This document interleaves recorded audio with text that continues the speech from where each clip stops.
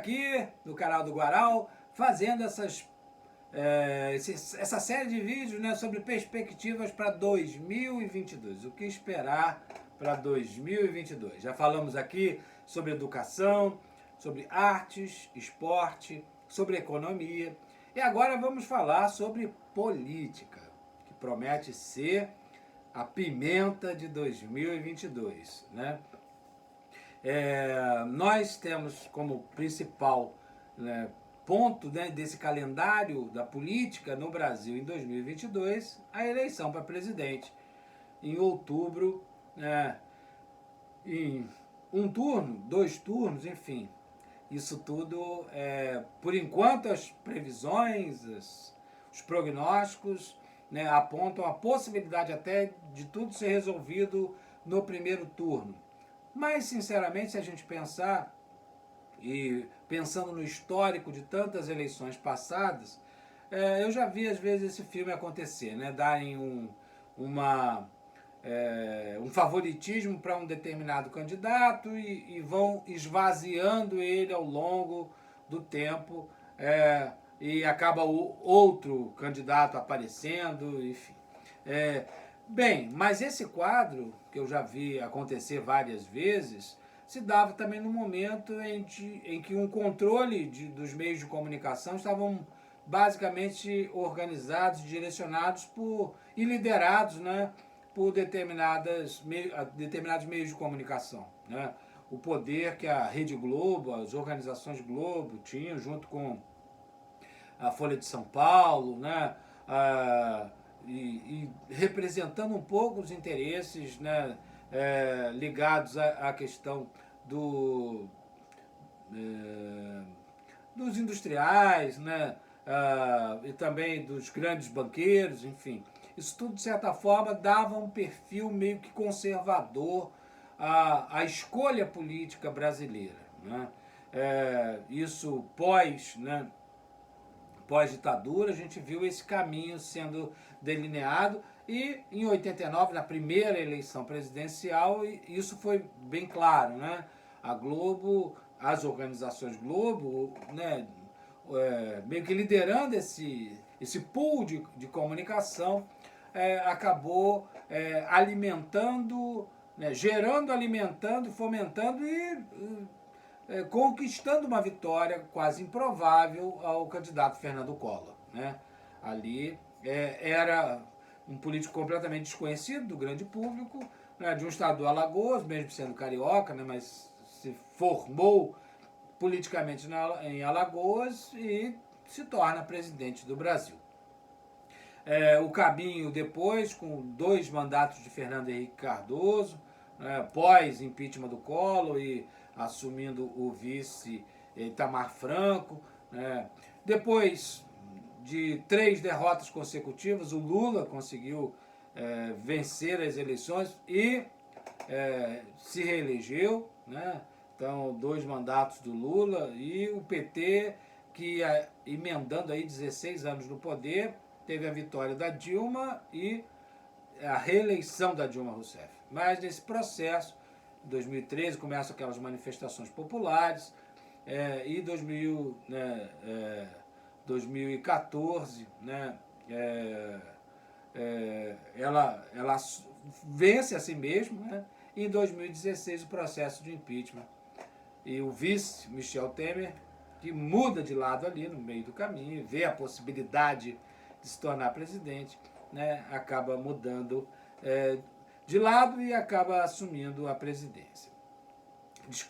Descambamos em 2018 com a vitória do Bolsonaro, né, do Jair Messias Bolsonaro, com uma soma de vários fatores, né, de uma campanha muito intensa, né, e, de fato, de malfeitos, né, de gestão complicada. No Brasil, para se governar, tem o que o cientista político Sérgio Abrantes falou sobre o presidencialismo de coalizão. Não tem, né, como governar o Brasil num país com 30 e tantos partidos políticos. Não tem como se fazer maioria na Câmara, no Senado, né? Então, para governar esse país, tem que, infelizmente, fazer... deveria ser, né, no bom sentido da política, né, as alianças, os acordos, mas boa parte dos nossos políticos, o que interessa em termos de aliança é verba, né? Verba própria ou verba para as suas áreas de atuação, né? Então, com isso, o que acontece, né? Para se ter fidelidade, para conquistar e fazer passar os projetos de interesse do governo, é preciso cooptar, né? Cooptar o centrão, cooptar... Né? Geralmente o centrão, né? O centrão é que fica sempre ali. São partidos que não têm uma ideologia. A ideologia é para onde o vento soprar, eu estou indo, né? E para quem der mais, me leva, né? Então, é uma política que a gente tem percebido e que, independente de quem vença a próxima eleição, essa dificuldade de governar vai estar presente, por conta desse número, desse quadro eleitoral nosso com tantos partidos. Gente, eu particularmente acho que ter 2 ou 3 também acho às vezes restrito, meio que claustrofóbico, né? Mas 30 e poucos não pode dar certo. Não pode dar certo, né? Porque aí você não consegue entender qual é a ideologia que o partido A ou B ou C tem. Porque a ideologia é do quem dá mais, né? Sendo assim, quem ganhar essa eleição de 2022 vai ter muito trabalho pela frente para tentar unir, né, esses diferentes, que é importante de existir, mas, como eu falei, ideologia fica distante do pragmatismo político da maioria dos que estão aí, né, juntos nesse projeto de política. E, nesse sentido, a gente pensa o seguinte, a pergunta, né, o que fez esse governo para merecer, o governo Bolsonaro, para merecer o seu voto? O que fez o Lula nos governos anteriores, no período que a Dilma ficou também no poder, para merecer o seu voto?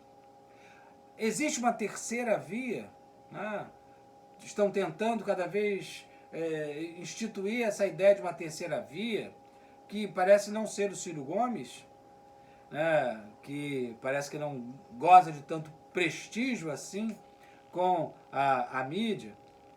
Talvez seja o Sérgio Moro, que parece ser a novidade do momento, ou o João Dória. Será que algum candidato vai ter musculatura suficiente para poder entrar nessa briga e sair dessa polarização que nesse momento se apresenta? Lula com uma enorme vantagem e Bolsonaro mantendo o seu grupo fiel de apoio, mas apostando na continuação do ódio, né, do fora Lula, fora PT, né, que, de certa forma, alimentou bastante a campanha em 2018. Né? Será que Lula e Bolsonaro irão aos debates? Bolsonaro ganhou a eleição de 2018 sem ir a um debate. Não, foi a um, e foi péssimo. Marina Silva já passou uma descompostura nele. Depois disso, não sei se foi na Bandeirantes, não lembro, né, mas ele chegou aí a um debate. Depois disso, não foi a nenhum outro. Teve a questão da facada, enfim. Né, todo esse histórico que acabou colocando Bolsonaro na presidência. Para quem já conhecia um pouco dessa história dele, de deputado baixo clero, já imaginava o que poderia acontecer. Talvez apostando num freio junto com a atuação do Paulo Guedes na economia e do Sérgio Moro na justiça, muitos acreditaram que esse governo poderia ser diferente, um governo que não ia abrir, né, espaço para corrupção, coisa que a gente tem visto que esse governo é como os outros, né? Não tem sido muito diferente. Mas vivemos o tempo da pós-verdade, dos dois lados. Quem é apoiador, né, do presidente atual não consegue enxergar nenhum defeito. Até na campanha, Bolsonaro, o orgulho do Brasil. Bem, não tem sido muito esse olhar que tem acontecido no mundo inteiro em relação ao presidente do Brasil e das suas campanhas contra a vacina, de negacionismo, né, na política externa que só procura encrenca, a política externa do confronto com a China, com os Estados Unidos, com a questão da política ambiental, do desmatamento, enfim, das fake news, enfim. Então é um governo bastante precário nisso tudo. Mas tem pessoas que ainda acreditam e gostam e apoiam. Né? Lança essa pergunta. O que ele fez, o que esse governo fez de bom para o Brasil e para os brasileiros? E faça a mesma pergunta em relação ao presidente Lula, ao período que o PT... É óbvio que foi outro momento, outro período da história, outro momento da economia, mas o que foi feito naquele período merece o seu voto? Ou apostar em outro candidato? Apostar em Sérgio Moro, num discurso anticorrupção, mas é um dos grandes problemas da nação, mas é o único? Será que ele vai ter capacidade, condições de articulação política para poder votar os projetos? Que projetos? Ele tem projetos? Ciro Gomes tem projetos. Lançou até um livro interessante sobre as suas ideias sobre o Brasil. Mas tem estofo emocional para ser esse político que agrega as diferenças? Ele merece o seu voto? Enfim, Cabo Daciolo merece o seu voto? Quantos? Né? João Dória, que brigou pela vacina, merece o seu voto? Né? Então, são muitas perguntas que vamos fazer nesse 2022 que eu só tenho uma certeza. Vai ser acirrado. A polarização vai ser intensa e vários tentando entrar nesse cenário que aparentemente só tem espaço reservado para dois políticos, seria o Lula e o Bolsonaro, para um debate no segundo turno, uma disputa no segundo turno. Vários vão tentar furar esses dois que parecem que já garantiram seu espaço na disputa final. Bem, vão ser cenas e o que eu espero é que pelo menos não percamos a sanidade nesse tempo.